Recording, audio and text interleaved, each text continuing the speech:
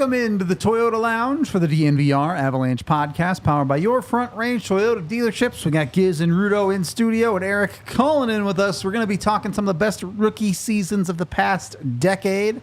But before we get into that, a little bit of the news of the day, ranging from, the media tour to potential signings to everything else in between. Obviously, the Avs news, Nathan MacKinnon, unsurprisingly, the member of the Avs going on the media tour.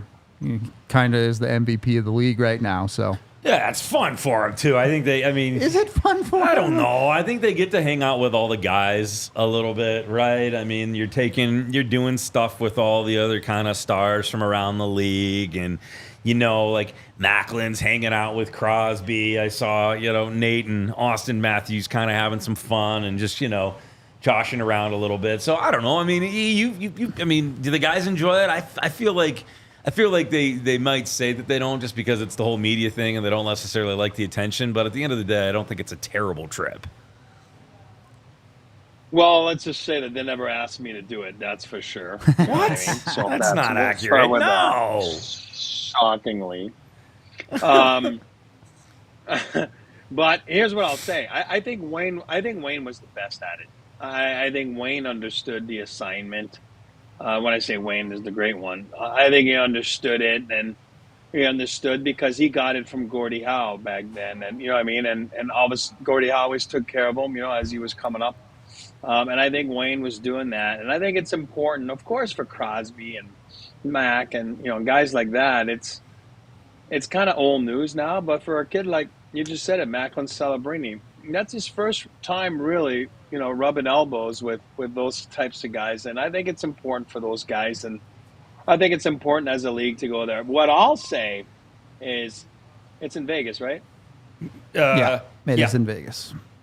Yeah. So, years ago it used to be in New York City. And if you're from the West, you're like, are you kidding me? Like, you got to fly all the way to the East and the time zones. And you're about to start training camp and everybody's into their own regiment and everything. So, now it's opposite. For the guys out west, it's kind of easier. So it's really not that big. For Mac and those guys, it's an easy flight. But for guys in the east now, they're like, are you kidding me? We got to go all the way west. So I think it's a little fair. I like it that it's Vegas and for teams in the west. And well, other than that, I think it's important. I think it's important for those guys to see and to get to know each other. And like I said, it's more exciting for the young guys than it is for the older guys, obviously, for all the reasons. Go ahead. I like it. I think it's fun for them to interact. I think it's a little loose. They get to do some fun stuff. And listen, the NHL needs to, I've always said it, I think they need to continue to do a little bit more in terms of marketing it and the guys and the players and have a little bit more fun. So if you can do that, and you got to talk the guys into it, the guys have got to get out there and be a little bit more out front, even though I know they hate doing it. But there's some great personalities in the NHL. We just watched that fun video of the one guy's kids, Kopitar's kids, interviewing him on the way to the game, and just do fun stuff like that. I think that's cool. The NHL does need to do more of that, but I have it on good authority that in previous years, MacKinnon would rather not go to things like this. I would imagine, yes. Okay. He prefers to be on the ice with Crosby and all his buddies working up to the season. Right. But you know what? When you're one of the best players in the world, this is part of the deal. You got to do stuff like this. Yep, part of the job. It is what it is.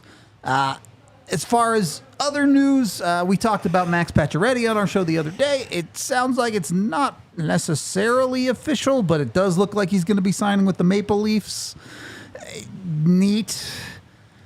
I really didn't think the Avs were a realistic option for him. Just price-wise, I thought it was going to be too expensive. But the Leafs also have some cap work to do if they're going to sign Patches. So I'm interested to see what the number is, because, I'm not surprised. Toronto, I was really in the back of my mind. I knew it was a long shot here, but I was hoping for it. I don't know. I don't know if I'm... I don't know. I'd be interested to see what the number is, because he's going to be taking a haircut. There's no question about that. Yep. But what haircut does he take? And that'll tell you a lot about how serious he thinks the Toronto Maple Leafs are a contender also, I would say. Yeah, when you see a guy like that, we're going to speculate here because that's what we're doing, right? We're allowed to do, but You got to speculate that there had to be multiple teams interested. You know what I mean? I do believe so. I'm sure.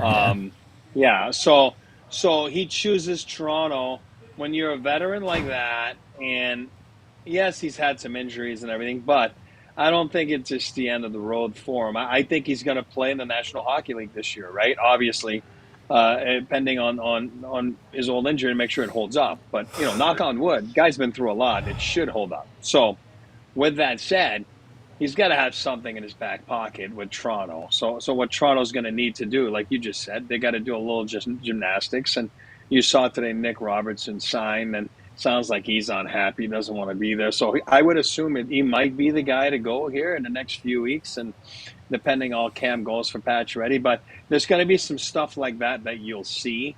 And you saw it today. Maybe they were stubborn about giving him his $825. Who knows? And then, you know what I mean? They were willing to give him $750, and it's all relative. It's all relative to the salary. It's a lot of money, $75,000, but to a contract that's worth $10 million, it's not. But for him, it is. For the team, they might have just said, and they have a deal in their back pocket, and they're moving, whether it's him or somebody else. But I do believe if Pacioretty chose to go there, it's because he's got the assurance that some maneuvers are going to be done, and he's going to be able to slide in if everything falls into place for him, like injury-wise, right? Yeah, of course there are always the what-ifs in any situation like that. I guess my question would be, are the Avs a team that could look to take advantage of that situation? Obviously, they're not going to end up with Patches, but would Nick Robertson be interesting to someone like Colorado, or is this kind of just Avs are done with it, let's move on? Well, I mean, I'll jump in first. It's again, we're talking about Toronto, like doing a little bit of gymnastics and try to figure out, how to make a whole. Well, here it's the Olympics of gymnastics, right? with it is with Gabe and Val's situation, and so. But again, can you make some work for a guy like Roberts? I don't know. Do they like him? Do I like him? I think he's fine. You know what I mean? Like I think he's fine. But do the Avs like him? Yeah, then he would fit. He's under $1 million, and he can go in there and give him some minutes. And I do believe he's a smart player. Obviously, he's so different than his brother in Dallas. But I don't know. Maybe better chance for the guys internal than a guy like that. Outsource and go look elsewhere. Maybe they have an answer internally for up to those guys. Like we said, make them make decisions, and maybe you don't need to go get a guy like that. I don't know. Maybe if they do, then it's just they felt that they didn't have the guys ready to compete for a guy like, for example, we're speculating Nick Robertson. Well, you've obviously, I pick your brain on this kind of all the time. Obviously, you've been on the management side.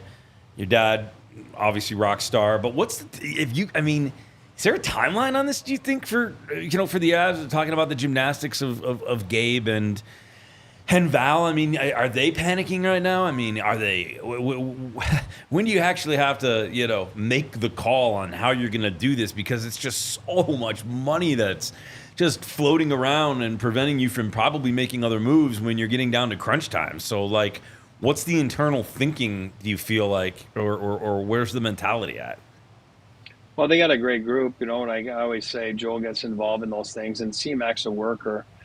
If that's one quality C-Mac has, is he's a worker. Besides everything else, like the intelligence and obviously the experience and all that stuff. But I think they were thrown up more at the start of the summer. Like, oh my God, how are we going to attack this? How are we going to manage this? But I think they broke it down. They broke it down with free agency. They broke it down with, dealing with their own depth and signing their own depth, and then dealt with the draft. And I think that they do have some sort of a game plan. They must.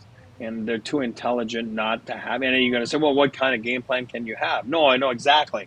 But even if it's a small one, they have one.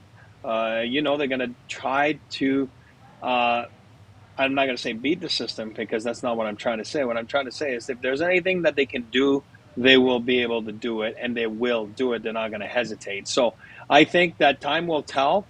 And it's just what we've been singing all along. And I think a lot of people have been singing all along. So I think once you get, it's like in negotiations, deadlines are always important. You know what I mean? Like, oh God, dates are what triggers things. Well, same thing with injuries. You know what I mean? Like all of a sudden you get close to your return date, and then you find out a little more. Oh, is it really doable? Like another 3-4 weeks, or are we looking at 3-4 months?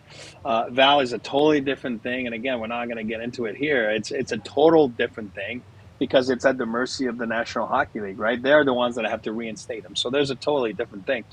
Have they had guidelines from the league? Absolutely, for sure. I'm pretty sure that. And again, like I said, they're intelligent people. Chris, Joe, all the guys, K-Mac. They've surrounded themselves with a new assistant GM as well this year for the cap gymnastics and all that kind of stuff. So the Avs are going to be ready. They're going to be nothing's going to fall through the cracks there. But then again, what can they do remains to be seen. I guess we'll have to wait and see. Yeah, it's tough, right? I assume the Avs have more information than we have. For sure. Certainly with exactly where Landeskog is at. And I assume with whatever Val Nichushkin's situation is, again, he's eligible to return on November 13th. If he clears and is cleared by the NHL Players Association and their protocols. The Avs right now, at the start of the season, even if Landeskog was healthy, would be fine with the salary cap. But if both Landeskog and Nichushkin are back, they have some work to do. Yep. And that work could be as simple as sending a couple guys down through waivers or whatever it might be. But I just struggle to see a world where the Avs don't have multiple plans in place for any of the scenarios of they're both back, one of them's back, or none of them are back. 100%. They got to have that. I mean, no, it's like I said the other day, I don't remember the last time Plan A actually worked. So yeah, it's true. You better have a B, a C, a D, an E. I mean, heck, go all the way to Z if you're real trying to safeguard yourself. But yeah, I mean, they've got to have something in place, and then they've also got to have the wherewithal to have to make some maybe really difficult decisions if things don't go well. Yep. I mean, you laid it out. One of the possibles is neither of them, and if that's the case, well, ruh-roh. Yeah. Then now we got to do some really big, now you're doing gotta go find somebody. Yeah. Now you're doing the vault and the beam with a little pommel horse mixed in too, all at the same time. The all around of cap gymnastics. But you're right. But go back to what we've been saying all summer, right? The Avs of 1.0 from 96 to 01, they had to tinkle around, right, with the recipe. They had to figure out what is the right recipe.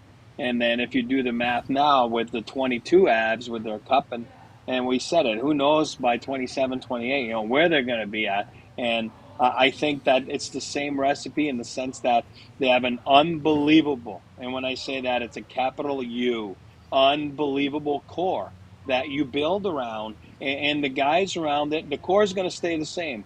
Core is going to stay the same, just like it did in 96 to 01, basically, right? And now you just got to twinkle around and see what you can do. The difference is, there is a salary cap now, which makes things a little different.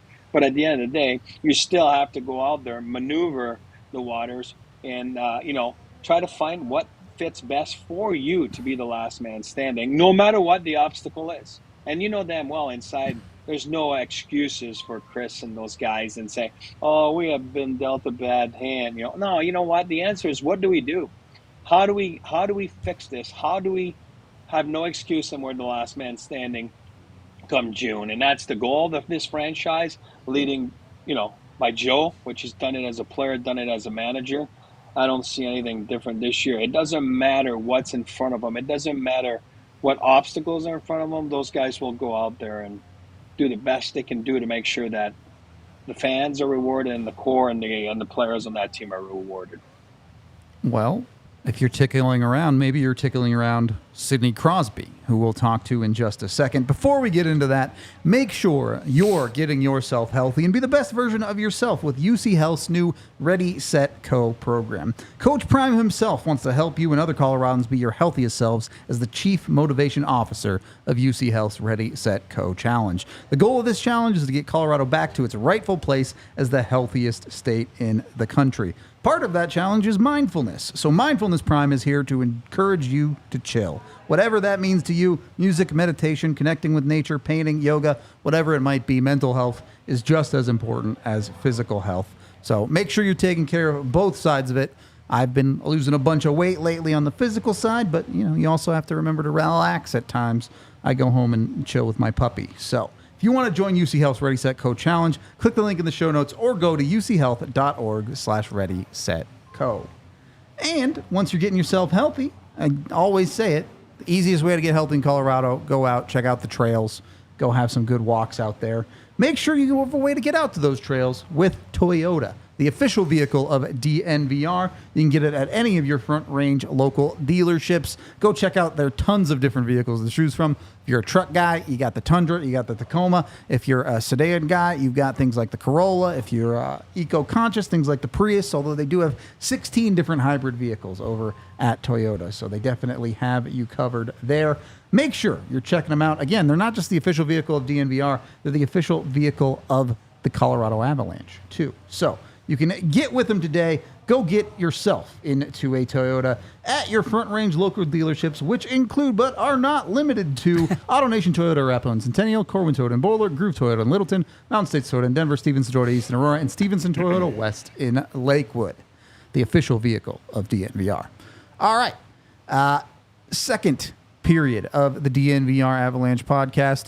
AJ in the chat asking, is there going to be a rookie tournament podcast? There's going to be more than one. We are going out to LA. We'll be doing post-game shows and interviews every single day. Not Sunday. I think we're doing interviews mostly Sunday. But Friday, Saturday, and Monday, we will have all shows about the rookie face-off. We'll also have a show Thursday about the practice, the one day of rookie camp before the face-off. So, yes, lots and lots of rookie coverage from us coming this weekend. Be sure to check it out here. It's going to be fun. I'm looking forward to it. Yeah. I'm looking forward to just getting on the road with you guys and hanging out. Nothing like a little road trip, but I think it's going to be cool to catch up with the guys, and we got some surprises too. We got some surprises from Los Angeles for everybody that you're going to really like a lot. So there'll be some fun stuff.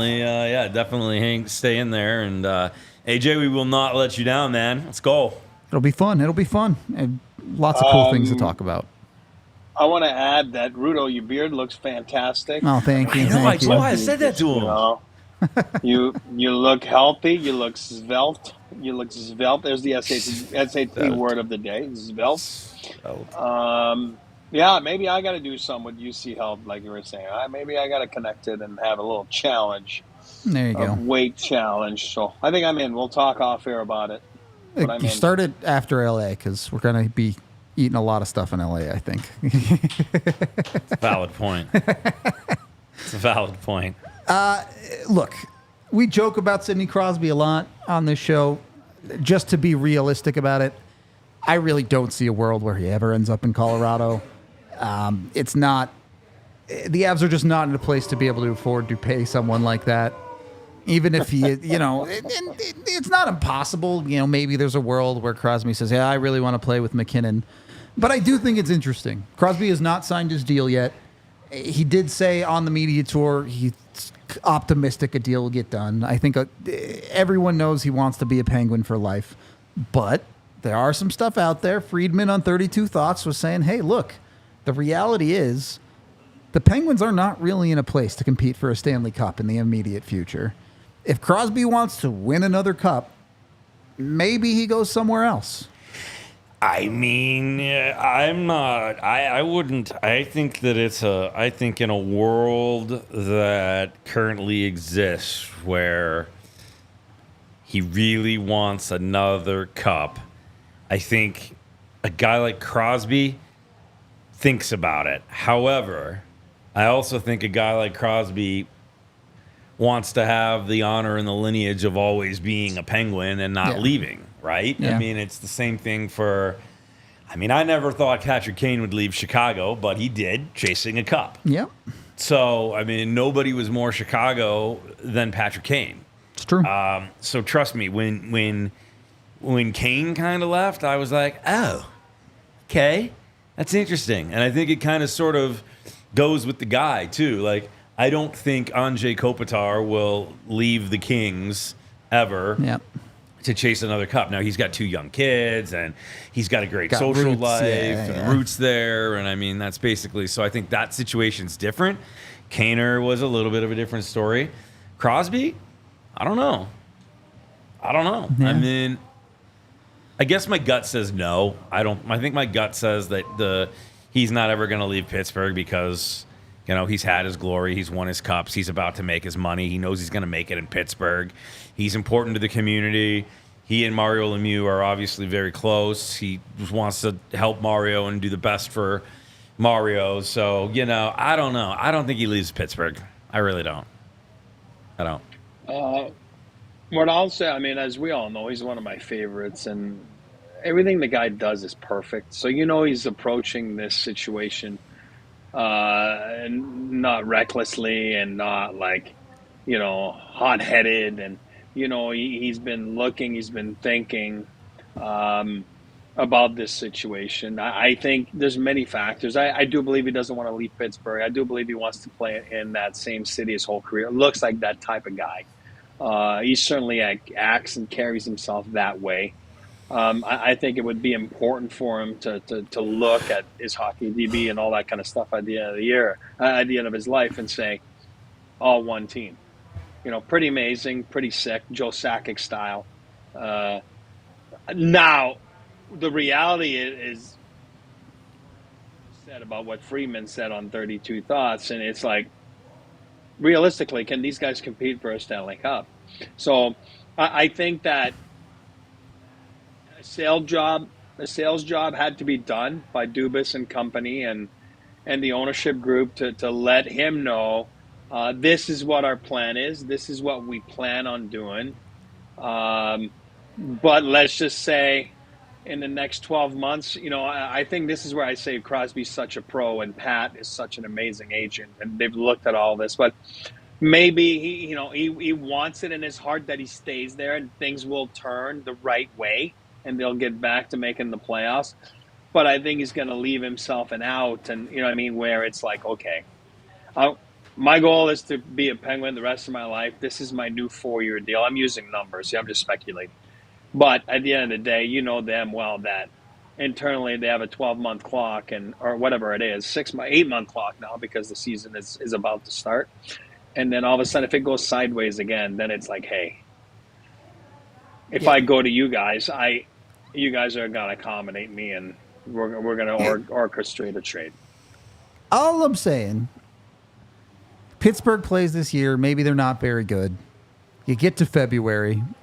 Crosby gets to go play with McKinnon and McCarr at the World Cup of Hockey.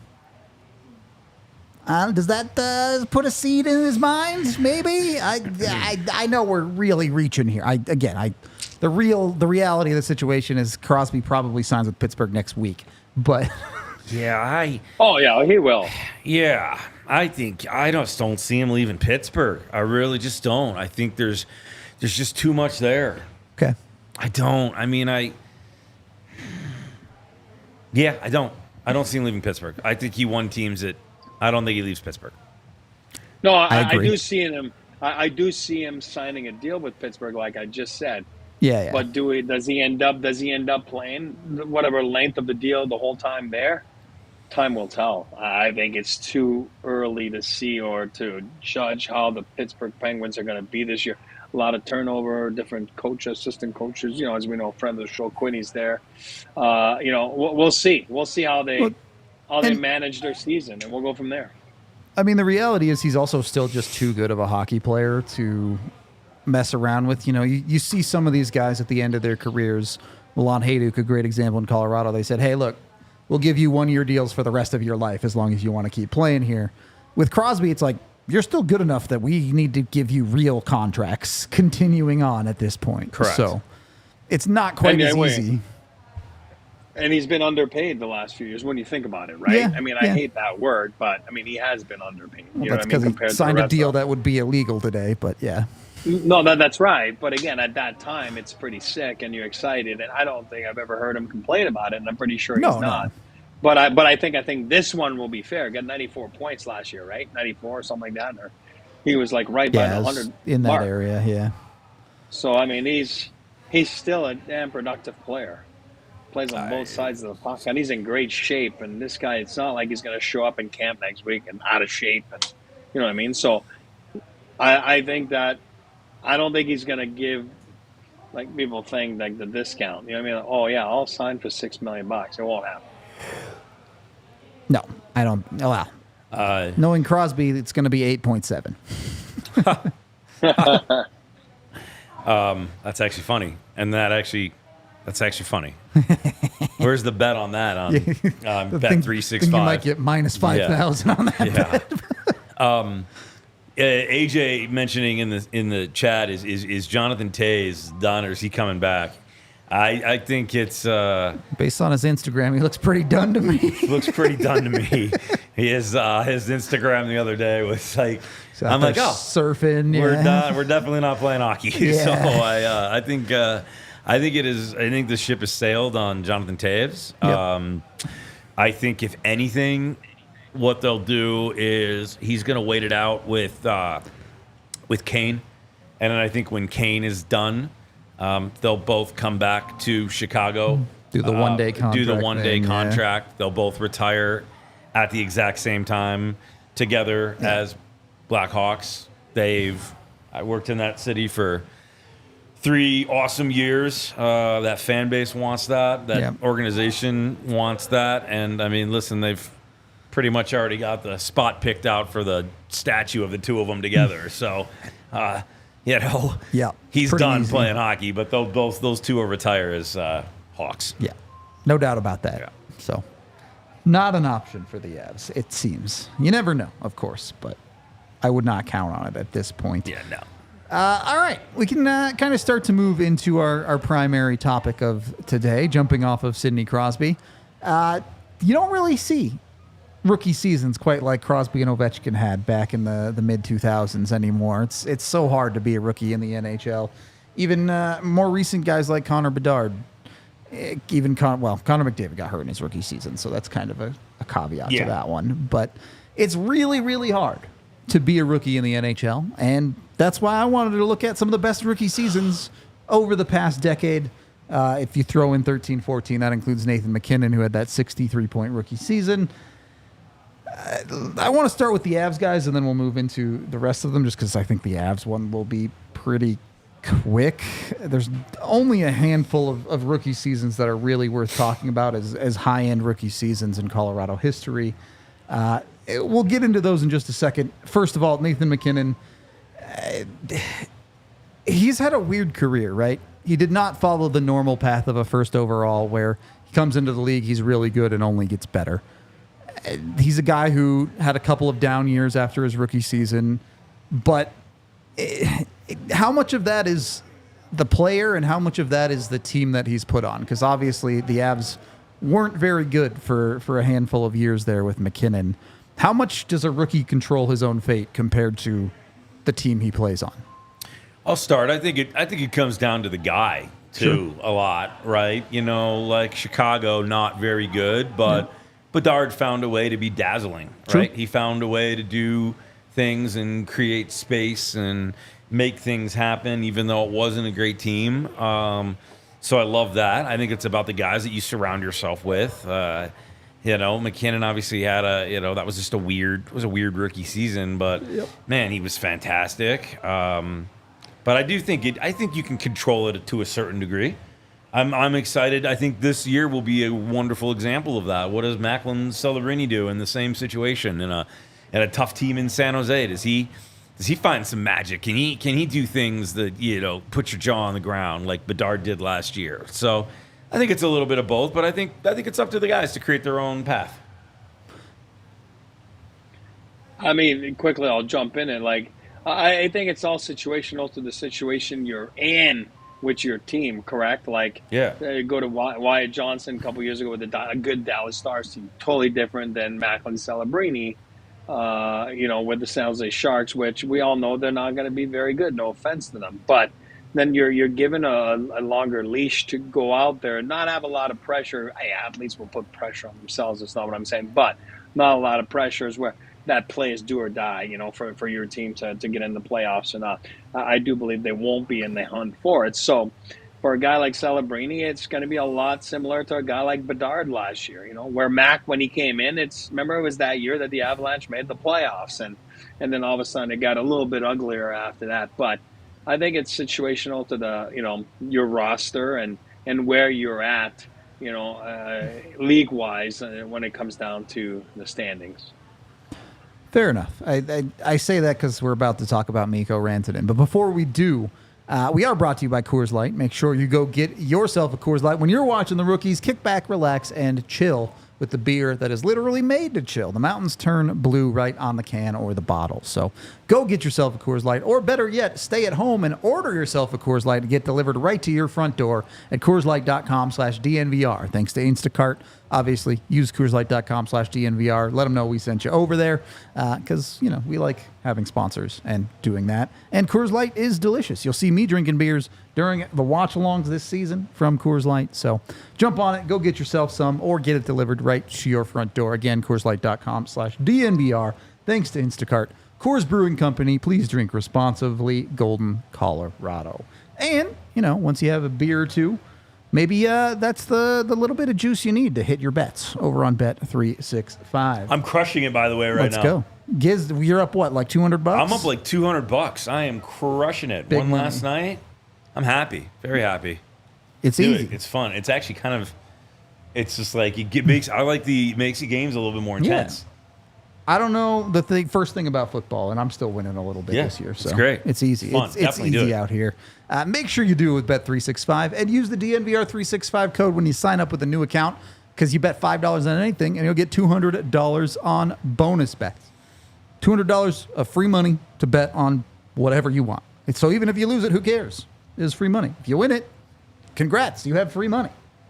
I feel like this is just a no-brainer deal. Jump on it with Bet365. It's awesome. You can use that QR code on screen to download the app today. And, of course, when you do gamble with Bet365, you must be 21 or older, physically located in Colorado. And if you or someone you know has a gambling problem, call or text 1-800-GAMBLER today.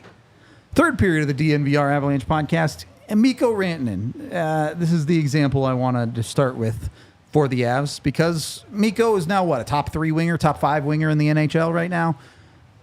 38-point season in his first year with the Avalanche. Not really his fault. He led the Avs in goals with 20 goals in his rookie year. But that team was just so bad that there was never going to be an opportunity to really excel as a player. And he definitely figured it out the year after. Yeah, right. So I guess my question is, do we as hockey analysts and hockey fans put too much stock into players' rookie seasons? I don't. Personally, as a guy who's been a broadcaster now in the NHL for 9 years, I do not. I do not really. The rookie season for me does not tell me. The rookie season does not tell me. I mean, it gives you an idea of what this player will become, and certainly there are some times where you have a little bit of a head scratch on whether they had a great one or not a great one. But I don't ever go back and look and be just like, oh, well, he had a terrible rookie year, so he's not going to be a great player. Or, oh my gosh, this was the most amazing rookie year, and then it doesn't pan out down the road. I think it's too difficult of a league to base it just on that. I mean, it's always super cool when a guy comes in and has a great season, but I don't put a lot of stock into the rookie season. I really don't. Okay. Good or bad. Good or bad. I just don't think there's it's not enough of a sample size for me. It's fair. Guys got to figure it out. Again, it's the personality and the mentality of the player too, which is why you see, this trend of teams putting these guys, quote unquote, with a billet of somebody that can help mold them. I mean, Sidney Crosby lived with Mario Lemieux.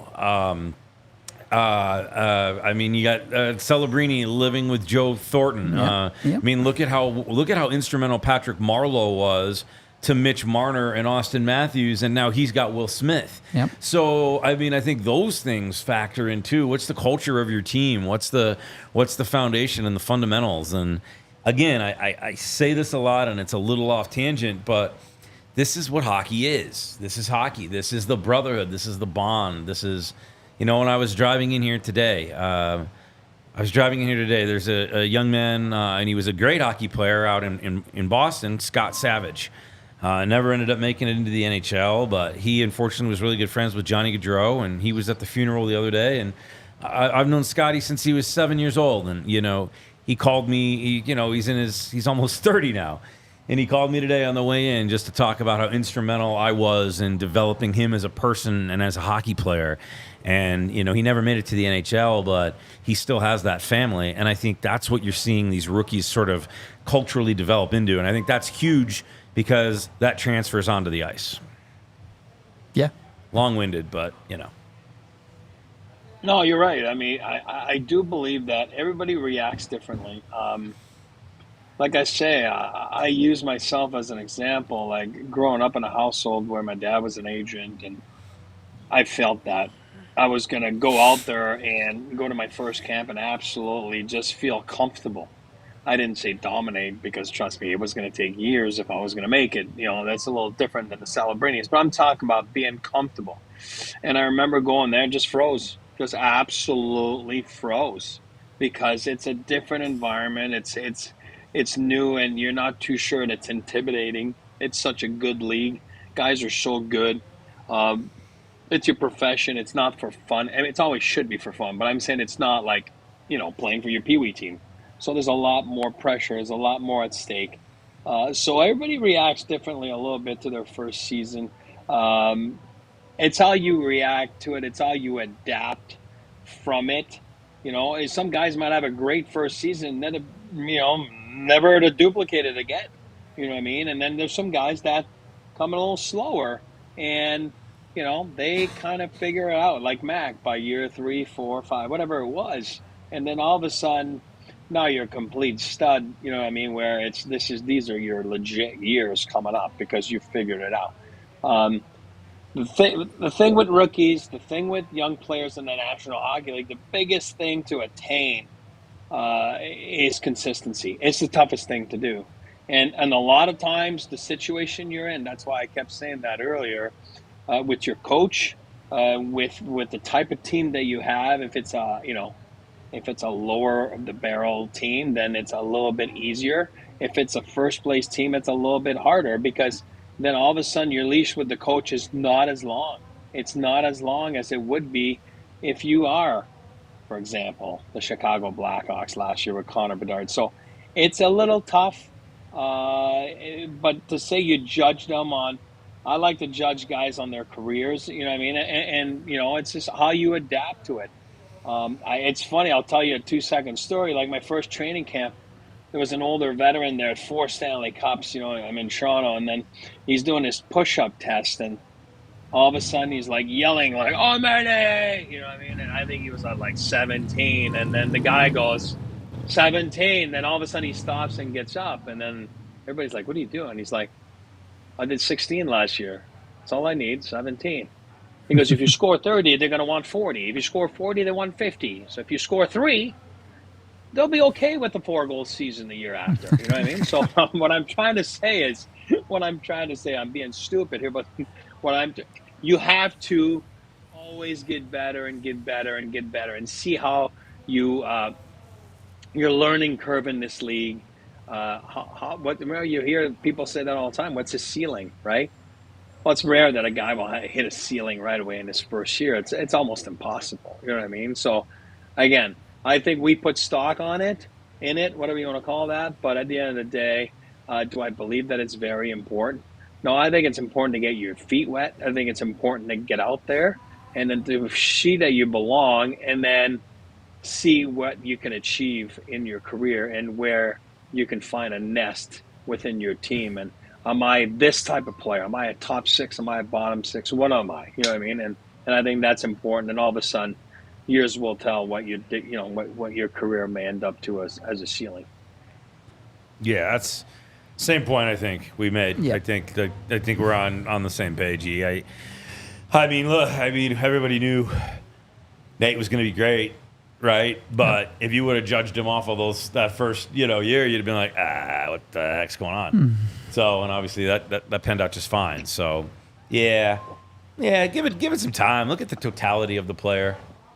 So let's flip the script a little bit here and talk about Cale Makar, who I think undoubtedly over the last decade has the Avs' best rookie season, if you're choosing Avs only. But only played 57 games that year. He did win the Calder. Yeah. even with that shortening of his season, would you put him in one of the top rookies of the last decade? I know he won the Calder, so he should be in the top 10 or whatever, but there are multiple seasons where there are a bunch of rookies who produced at a higher clip than Cale Makar did in his rookie year. I would. I mean, shorten. Not as many games as a lot of guys. Defensemen. Yeah. And he's like one of the very few defensemen on this rookie list, so yeah, I would say for sure. I think he had an exceptional year. I mean, I think about how much more he would have been able to have done in a full season, first of all. But again, look at the culture that he came into. Yeah. It's a good locker room. It's a good group. It's a good time to be a young guy with the Colorado Avalanche because you got the education you needed from the right guys. It's a good, strong, solid room, and the culture is there. The culture is there, and the culture is there. I can't tell you how important culture is in a hockey room, and it was perfect for the Avs and for Cale. Yeah. Listen, Cody just put the Cale, emoji there, whatever you want to call that. You know my story with Cale. It's like, as soon as he stepped on that ice, you're like, oh, wow, this is going to be. And it's rare you say that about people. It really is rare. But I think the more, and again, not just me, I'm saying so many people, so many fans, so many high, like Wayne Gretzky, like talented people around this league and the history of this league, they look at this guy and they saw this guy play his first game. They're like, wow, hold on a second. Ray Bourque, you know what I mean? Like, oh, wow, this Cale Makar is quite something. And people are not afraid to say he's arguably going to be at the top by the time it's all said and done, you know what I mean? And then people aren't afraid to say it. So Cale is, I think from his first few strides in the National Hockey League, I think he felt comfortable. I think he felt like he could, I don't want to use the word dominate, but he could contribute and then dominate. And I think that his past and his history allowed him to do that by staying an extra year in college, by being ready to, be a leader, even coming from the AJHL to college hockey. It's not like he was like, he didn't skip any steps. Let's just put it that way. And I think he was ready. He seems to be a guy that's really sharp, mentally, and he's really sharp. He's got a head on his shoulders, and I think he knows what he's doing. Looks like he got married now, you know what I mean, like a couple weeks ago. And so This is a kid that I think he's only going to get better and better, which is scary for the rest of the league. No doubt about that. I think he might have a special season coming up, to be honest with you. But not the topic of today. Today we're talking about rookies, and I want to get into some around the league rookies here, but we'll do that in just a minute. Before we do that, you got to make sure with anything, when you're building, whatever it is, a building, a rookie, whatever it might be, you got to have a good floor. And that's Segway King. Go. That's where Empire Today comes in. And make sure you're getting with Empire Today. You can get $350 off new floors at empiretoday.com/DNVR. You can also go over to their website, browse all of their options for flooring, whether it be carpet, hardwood, tile, otherwise, you name it. Empire Today has the best products out there. And you can get a look at what it might look like in your house by using their online projector system, where you measure out your house, you put in the numbers, and then you can project floors into a 3D room space right on their website. So you get a good look what it might look like. It's a great tool to use. They also only carry the best products. A lot of other companies carry a bunch of cheap stuff that you probably don't want to use as your flooring. Empire Today, make sure they only have the best stuff. So go get with them. Again, empiretoday.com/DNVR or 1-800-588-2300. Empire. Yes, let's go. I knew it was coming today. I almost bet on that, actually. There's a line on that. What God. You're deep into the sports book if you're betting on that. Come on, man. Come on. Say it. Say the line. Come on. We got big money on this. Say the line, Rudolph. We're also brought to you by us. If you saw our Twitter the other day, go check out the upcoming Avs takeovers of Ball Arena with us here at DNVR. We're taking over 3 games at Ball Arena this year. The first one, November 15th, against the Washington Capitals. Come watch a hockey game with us. Come watch the Avs. Hopefully, I think all time we're like 5-1. Sick. The Avs are 5-1 when we take over Ball Arena, so they're pretty darn good when we go to the building. It's always a fun time. It's going to be a blast. Again, if you go to our Twitter, you can find the link to sign up, or you can go to thednvr.com and then go to our events page once you navigate over there to get your tickets. Join us. It's always fun. Like I said, E will be there. I'll be there. I think we might have some special guests. Pretty cool people to watch a hockey game with. I'll put it to you that way. So you can get your tickets today. I'm looking forward to that. I'm looking forward to hanging out with people too. Yeah, it'll be fun. We very shortly will have a very exciting announcement about some other potential, how do we build this without giving it away, interactions with fans that will be exciting and fast-paced. Let's just say it like that. It's going to be pretty cool. You guys thought the Buffs and the Broncos were doing cool stuff. Just wait. Don't you worry. It's going to be cool. Wait till you see what we're going to tell you about here in the next couple of days. Yeah. It'll be a blast. So come join us, sign up, help support us, and come enjoy a hockey game with us. Yeah. All right, last period of the DNVR Avalanche podcast. Couple things I want to mention. Maybe this is just because I don't live on the East Coast, but when you look at the most productive on a points per game basis of rookies in the last decade, you have Connor McDavid, but again, he had a shortened season because of injury, so there's some caveats there, kind of like Cale. But a full 82-game season, the most productive rookie, Matt Barzal. 85 points in 82 games. He did win the Calder that year. Is that... Am I on the right path here, or is production just part of the deal with rookies? Is it more important for them to round out the other parts of their game, or is production first no matter what? You take it, E. Well, yeah, I mean, production, I think, has to be part of it because, you know, usually if you're a dominant player, I talk about it all the time. I won't use the word, but it's the good ice versus the bad ice, right? Pretty tough to produce if you don't get the good ice. The good ice is the power play. The good ice is the 5-on-3. The good ice is the offensive zone faceoffs with Cale on the backside. When you look behind you, you're like, oh, great, I can bring it back up there. And it's different than having, you know, a guy like Nick Gismondi back there. You know what I mean? Like, it changes the dynamics of what your shift's going to look like. Or Rudo, you know what I mean? So, again, we're great guys. By the way, Rudo's looking dapper. I mean, God, he's looking good. He's looking good. But I'm jealous now. I know, I'm jealous. I'm like, okay, I got to go on a weight loss kick here. But whatever. I've been saying that for a while now. Monday. Well, yeah, we're I said it now. for 2 years until I actually did it, buddy. So. Yeah, I've been like at 15, but whatever. Who's counting? You know. So what I'm trying to say is, I don't even remember what I was talking about, but yeah, the good ice versus the bad ice, and I think if you don't get the good ice, you're not going to put up the production. It's just impossible. I mean, nobody. And then look at Barzal. That's what I was trying to say earlier, and I like Matt Barzal. I really do. Did he ever reach 85 again? Did he reach past 85? Close. He might have broken it once or twice, but he never took that next step to like a 100-point guy like someone like MacKinnon has. That's my point. You know, I mean, that's what I was trying to say. Sometimes you come out of the gate, you know, point-wise. And again, points are important. And again, I'm going to talk like a true bottom six guy because I mean it. Points are important, but points as a team in the standings are more important. And again, I go back to Stevie Y, and as a rookie, I mean, look it up. This guy was like, Stevie Yzerman was putting up some freaking points until Scotty Bowman came in. And we all know the story. We don't need you to get 160 points a year. We need you to get 80, but we need to win the Stanley Cup. And I know, Giz, you were growing up in Detroit. You know, I'm going to be sick here. Sorry. I'm kidding. No, I respect the Red Wings. You know that. But it was a rivalry. But, yeah, all of a sudden there's a way to get points, and there's a way to cheat to get points. And there's a way to get points where all of a sudden your team's going to win. So I think points are important for a rookie because I think you get judged on that a little bit. But also know that the way you play the game.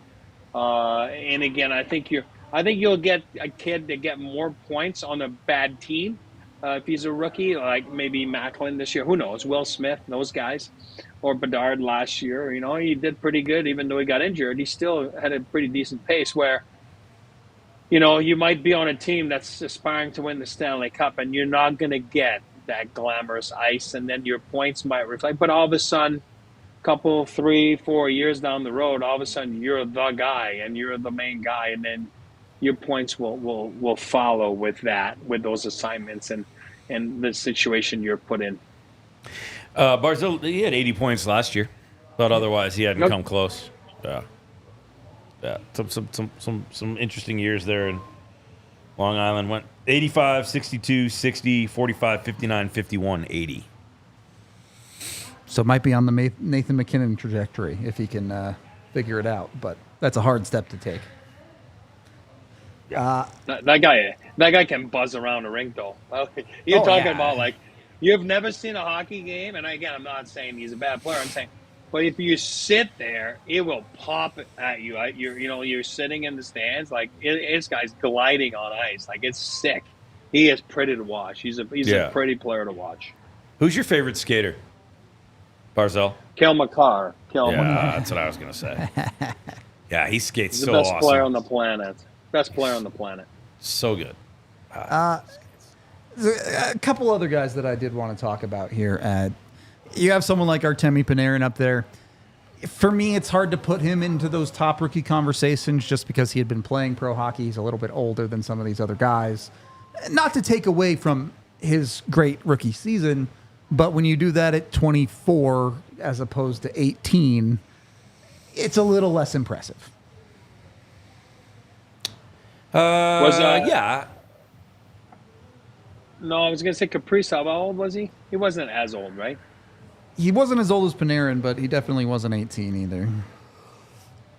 I think the age thing matters a little bit. I do. Obviously, you're a boy playing amongst really big, strong men. I mean, it's when, some of these rookies come in when they're 18-ish.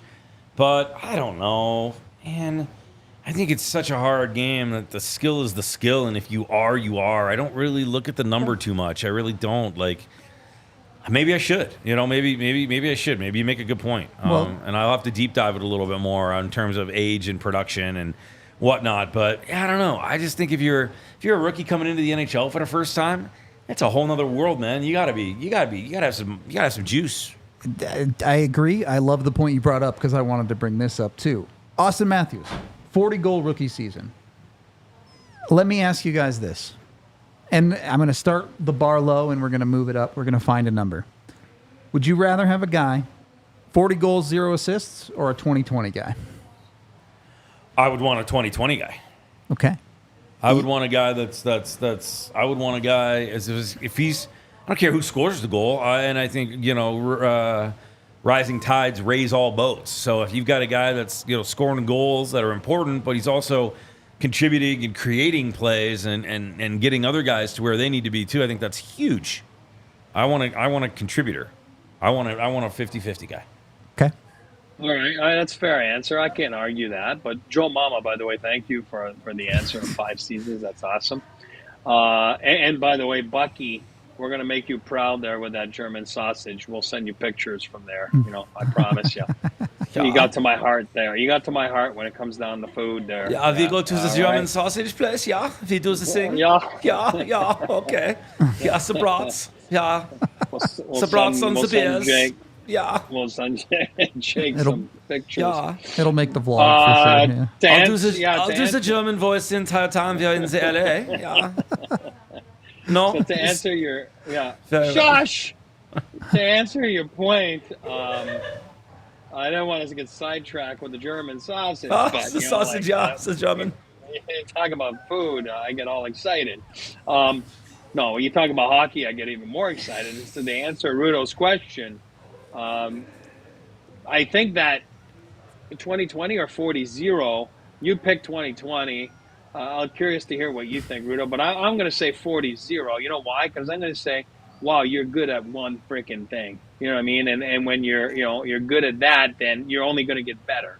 So that means that you're an unbelievable sniper. Look at Matthews. What did he have this year? The Cy Young. He must have won the Cy Young. He had to win the Cy Young this year, didn't he? Like with 68 and 30 or whatever. I think Ryan Johansson probably came pretty close to winning the Cy Young too.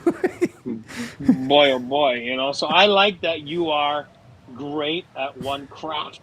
You know what I mean? So, but I like Giz's answer, and your answer is? It's the 40-goal guy. All right, I like it.